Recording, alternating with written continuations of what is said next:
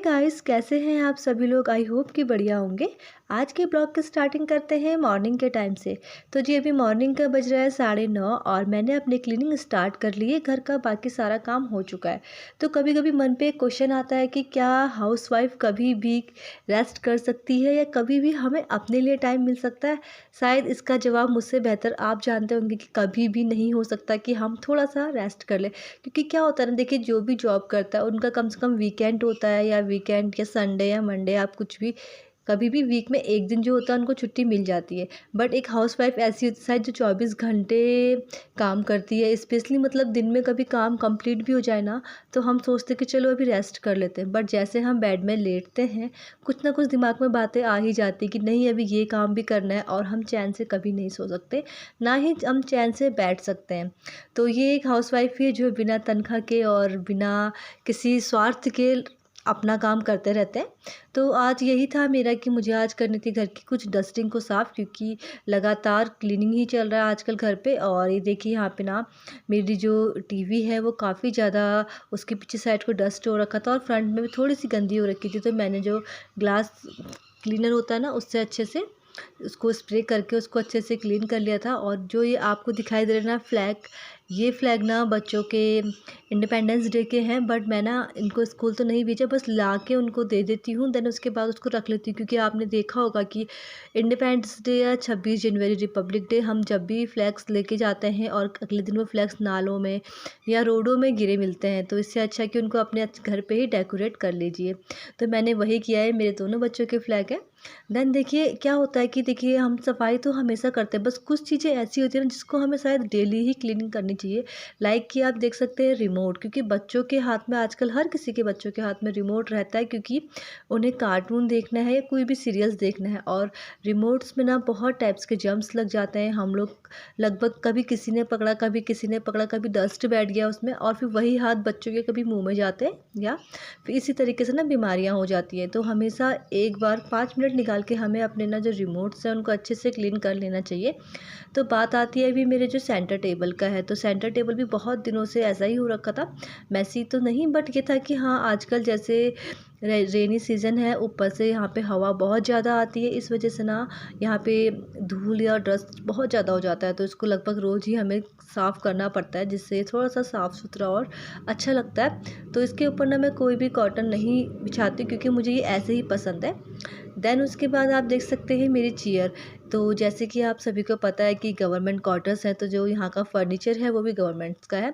तो हम लोगों ने भी ज़्यादा सामान नहीं ले रखा, क्योंकि क्या होता है ना कि हमें हर तीसरे साल पोस्टिंग हो जाती है।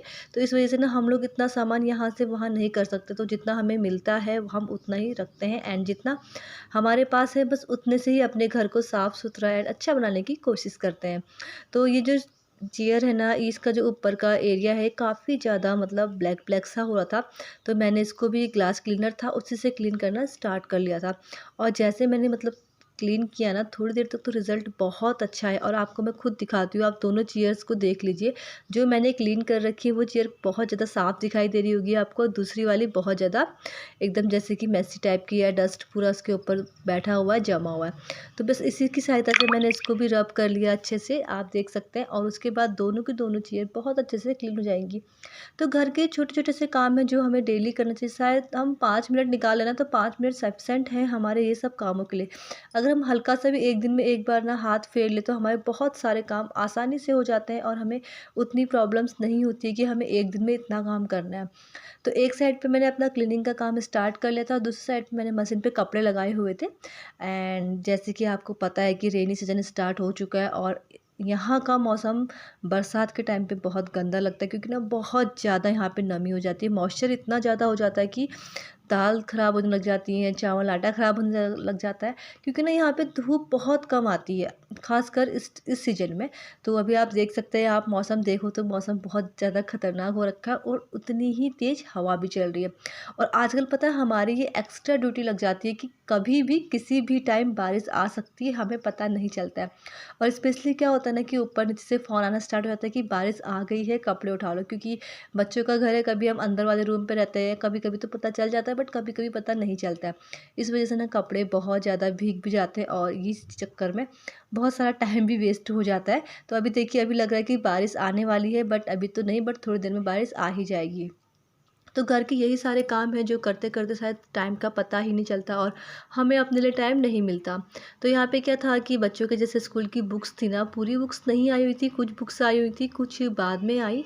और स्पेशली फिर हम चले गए थे देहरादून, तो कुछ बुक्स मैं वहाँ से लेके आई, क्योंकि यहाँ पे ना एक साथ सारी बुक्स नहीं मिली थी। जब जब इनका नया सेक्शन स्टार्ट हुआ था उस टाइम पे, तो जो बुक्स लेके आए थे परसों सिरोड़ा जी, उन बुक्स में भी लगाने थे कवर। और कवर लगाने के लिए तो आप ये है कि आजकल के बच्चों को तो हर चीज़ मतलब पका पकाया चाहिए। वो कभी अपनी मम्मा पापा से ये ना बोले कि मेरे जो कपड़े हैं कपड़ों में प्रेस कर दीजिए, या आप जो हमारे स्कूल की यूनिफॉर्म है उसको रेडी कर दीजिए, या बुक्स में कवर लगा दीजिए, क्योंकि बच्चों को ना हमने सब कुछ करके दिया है। अभी हम उनसे भी ये नहीं कह सकते कि ये उनकी गलती, क्योंकि गलती हमारी है। हमने कभी ये नहीं बोला कि बेटा आप खुद कर लो या अपने आप से कर लो। और हमारे मम्मी पापा ने हमेशा हम पे छोड़ा था ये सारा काम। अपने स्कूल का कवर, अपना स्कूल का बैग वॉश करना, ये सब हम खुद ही करते थे। तो अभी देखिए, मैंने इनको बोला कि चलो तुम्हारे जितनी भी जो कॉपी बुक्स हैं स्पेशली, क्योंकि कॉपियाँ तो सारी की सारी उसकी कवर लगा हुआ है, एंड वो तो बहुत सारी पढ़ाई भी हो चुकी है उसमें। तो जो बुक्स थी वो न्यू थी, तो मैंने उसको कवर लगाने थे। तो मैं पता है आजकल स्टेपिन का यूज़ बहुत कम कर रही हूँ, क्योंकि स्टेपिन से क्या होता है ना कि बहुत बार ना उखड़ जाता है कवर, और कवर उखड़ तो बहुत गंदा सा लगता है, क्योंकि उसमें निशान पड़ जाते हैं।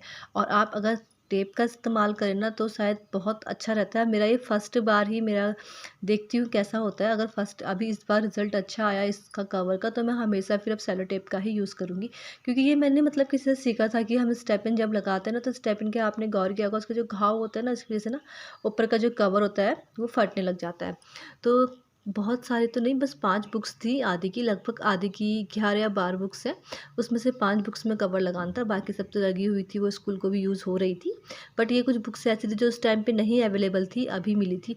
तो यही है, छोटे-छोटे काम करते-करते कब टाइम हो जाता है पता नहीं चलता। सुबह से दिन का 12 बज जाता है, 12 बजे से 2 बज जाता है और फिर शाम हो जाती है। तो मैं यही सोचती हूँ कि हम कब अभी रेस्ट करेंगे, हमें कब अपने लिए टाइम मिलेगा। भले हम रेस्ट कर भी लें तो दिमाग में बहुत सारी बातें आती हैं, हमें ये करना है, हमें वो करना है। तो मतलब ये होता है कि हम अपने लिए कभी भी ज़्यादा टाइम नहीं निकाल सकते हैं। तो पर कुछ भी करके अपने लिए तो हमें टाइम निकालना पड़ेगा, अपने बारे में सोचना पड़ेगा, क्योंकि सबसे पहले क्या होता है ना, हमें अपनी हेल्थ और अपने बारे में सोचना है। अगर जब हमारी हेल्थ सही है तो हम सबका साथ काम कर सकते हैं, सबका सपोर्ट कर सकते हैं, सबको देख सकते हैं। बट अगर हम ही सही नहीं हैं या हम ही बीमार पड़ गए तो हम क्या करेंगे, ये तो पता नहीं। और आप देख सकते हैं यहाँ पे कवर भी लग चुका है, और कवर लगाने के बाद मैंने आदि को बुलाया, बोला कम से कम अब अपनी जो तुम्हारी बुक्स हैं वो तुम खुद रख लो। तो आदि आया और उसको रख के लेके चला गया अपने स्टडी रूम पे। तो उसके बाद देखिए लगभग 11 साढ़े 11 बज चुका था, और मुझे ना लहसुन छीलना था दाल के लिए। स्पेशली दाल मुझे आज ना सिंपल दाल बनानी थी लहसुन वाली। तो क्या हुआ, आजकल ना मैं लहसुन और अदरक का पेस्ट नहीं बना रखा जब से मैं भी देहरादून से आई हूँ, क्योंकि मैं सोचूँ कि थोड़े दिन में ऐसे ही करती हूँ, क्योंकि आजकल ना मुझे पेस्ट उतना पसंद नहीं आ रहा। आजकल मैं साबुत लहसुन का अगर दाल में सब्जी में डाल तो वो ज़्यादा सा अच्छा लग रहा है मुझे, हल्का सा दरदरा सा कूट के ना हिमाम दस्ते में।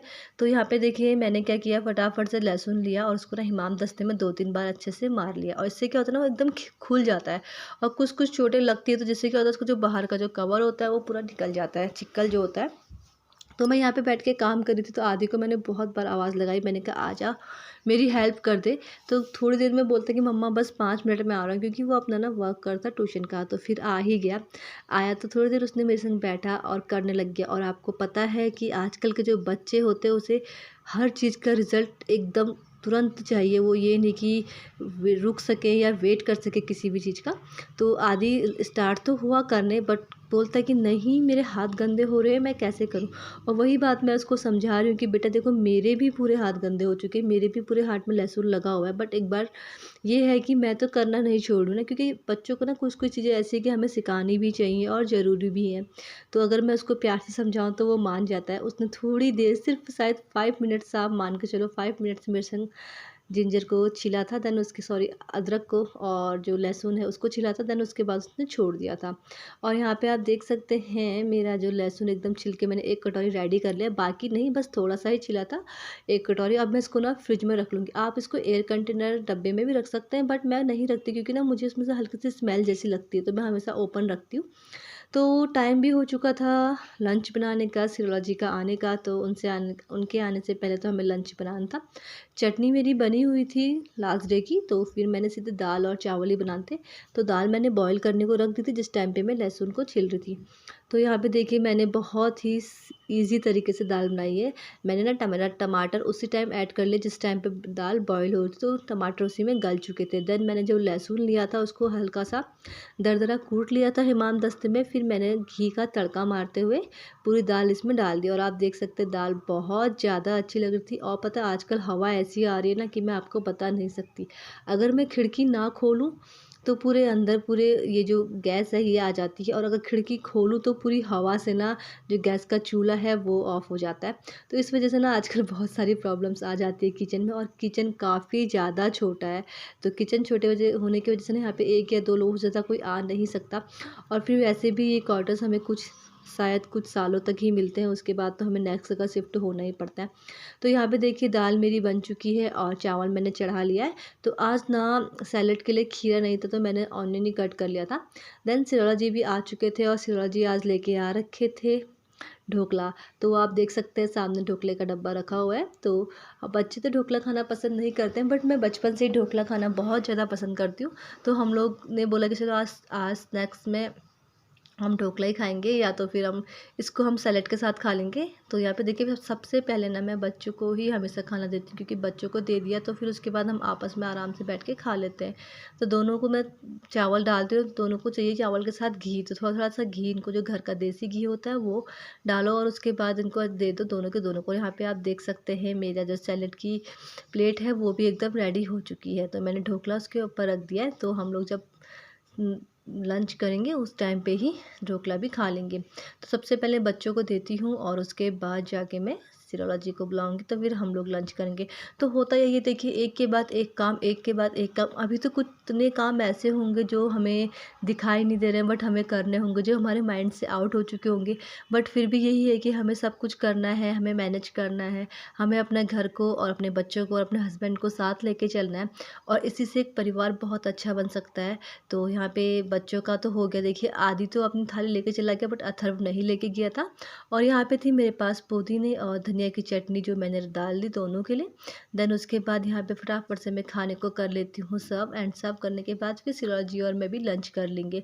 तो यही है मेरा आज का ब्लॉग। अगर आपको पसंद आए तो please like share and comment ज़रूर कर दीजिएगा। Okay, bye bye and take care.